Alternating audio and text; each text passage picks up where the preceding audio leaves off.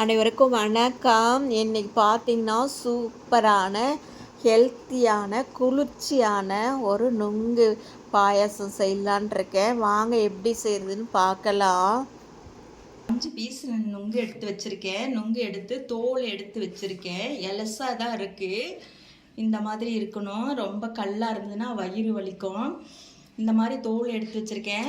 1/2 litre பால் எடுத்து நான் காய்ச்சி வச்சுருக்கேன், தண்ணி விடாமல். உங்களுக்கு எவ்வளோ பாயசம் வேணுமோ அந்த அளவுக்கு நீங்கள் எடுத்துக்குங்க பால். 1 லிட்ரு வாங்கினீங்கன்னா 3/4 லிட்ரு வரா மாதிரி சுண்டை காய்ச்சி எடுத்துக்கோங்க. அந்த மாதிரி காய்ச்சி எடுத்திங்கன்னா தான் உங்களுக்கு திக்காக நல்லாயிருக்கும் பாயாசம். ஓகேங்களா? அப்புறம் பார்த்திங்கன்னா பாதாமும் முந்திரியும் சின்ன சின்னதாக கட் பண்ணி இதுலேயே ஏலக்காவும் கட் பண்ணி போட்டு வச்சுருக்கேன். இவ்வளோ தான் சர்க்கரை. நமக்கு தேவையான அளவு இனிப்புக்கு சர்க்கரை. நம்ம வேணும்னா பால் பவுட்ரு கூட கொஞ்சம் ஆட் பண்ணிக்கலாம். நான் அதெல்லாம் நான் அது பண்ணல. அப்படியே டைரெக்டாக செய்கிறேன். பாருங்கள் ஸ்டவ் பற்ற வச்சு சட்டி வச்சுருக்கேன். இந்த பாலை வந்து இதில் ஊற்றிக்கலாம்.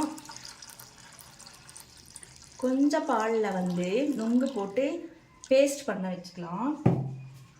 இப்போ பால் சூடாகட்டும். நல்லா வந்து பேஸ்ட் பண்ணிக்கலாம். கொஞ்சம் பால் ஊற்றி பேஸ்ட் பண்ணிக்கலாம். மீதியை வந்து கட் பண்ணிக்கலாம். சரிங்களா? இதை நான் பேஸ்ட் பண்ணிட்டு வந்துடுறேன். அதுக்குள்ளே பால் சூடாகட்டும். பாருங்க, நுங்க மீதியை நாம் இந்த மாதிரி குட்டி குட்டியாக கட் பண்ணிக்கலாம். அதுக்குள்ளே பாயசத்துக்குள்ளே போடும்போது நறுக்குன்னு நல்லாயிருக்கும்.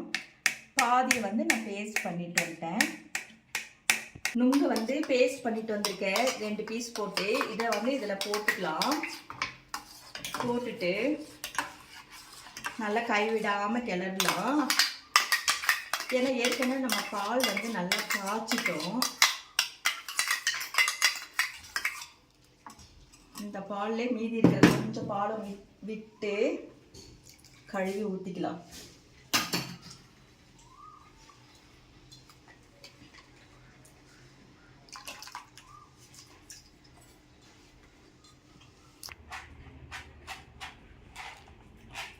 பாருங்க, இது வந்து சாரப்பருப்பு. பாயாசத்துக்கெல்லாம் போடுவாங்க. பருப்பு பாயாசத்துக்கு மெயினாக போடுவாங்க கல்யாணத்துலலாம்.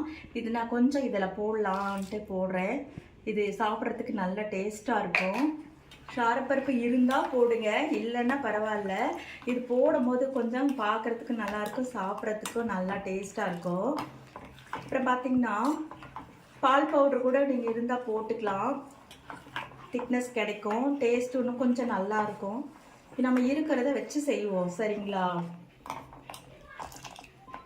இப்போ பாருங்கள், இதுக்கு தேவையான அளவு நம்ம சர்க்கரை போட்டுக்கலாம். உங்களுக்கு எவ்வளோ இனிப்பு வேணுமோ அந்த அளவு போட்டுக்கோங்க.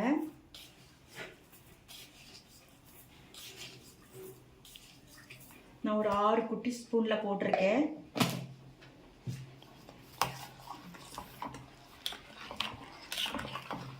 அப்படியே நல்லா கொஞ்சம் சுண்டனானே.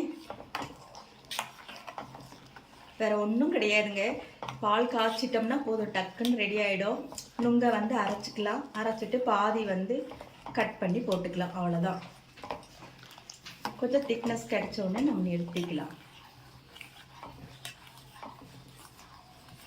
கொதிக்கட்டும்.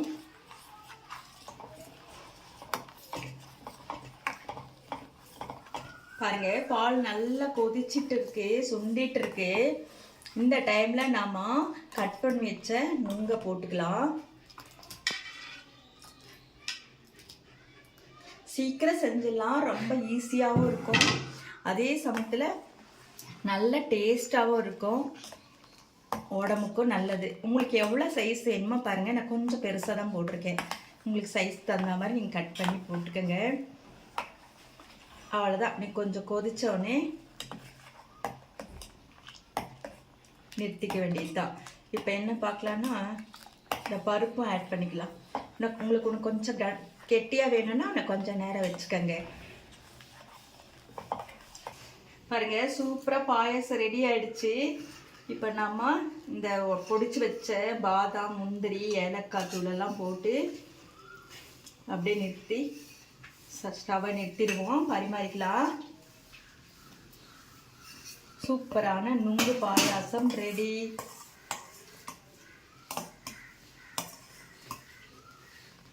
நீங்களும் இந்த மாதிரி வச்சு சாப்பிட்டு பாருங்கள். சூப்பராக இருக்கும். சாப்பிட்டு எப்படி இருக்குன்னு கமெண்ட்டில் சொல்லுங்கள்.